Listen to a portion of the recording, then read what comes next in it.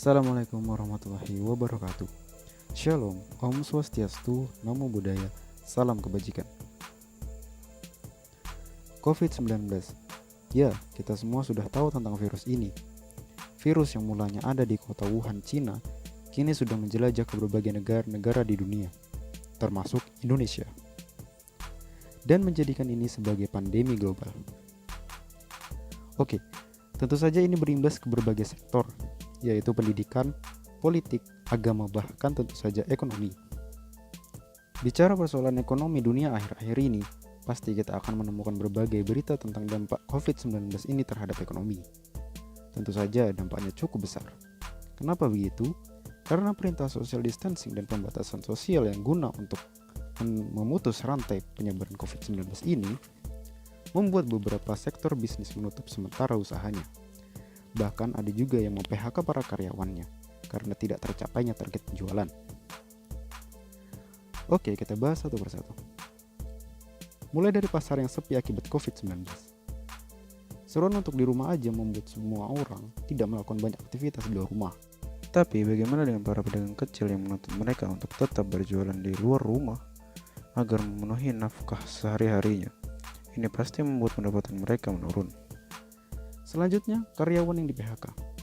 Penghasilan yang tidak memenuhi target membuat beberapa bisnis merugi. Akibatnya, banyak karyawan yang di-PHK.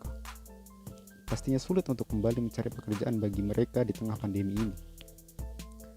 Karena tidak semua memiliki pekerjaan yang bisa dilakukan di rumah.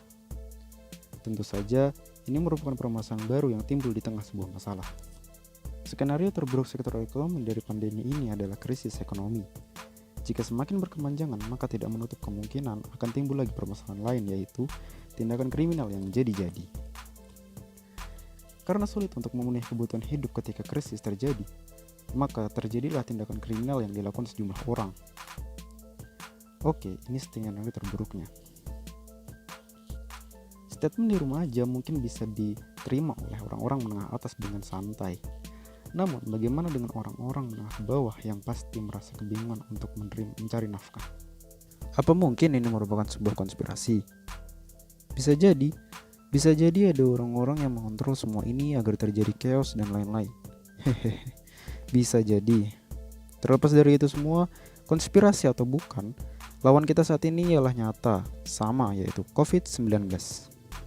Jadi, tetap berani, jangan takut, dan juga jangan meremehkan. Artinya tetap waspada, namun tidak lebay. COVID-19 bisa disembuhkan. Ciptakan stigma positif agar semua orang tidak takut. Tetap stay safe, cuci tangan, juga jaga jarak. Jangan lupa pakai masker. Dan yakin semua akan kembali normal.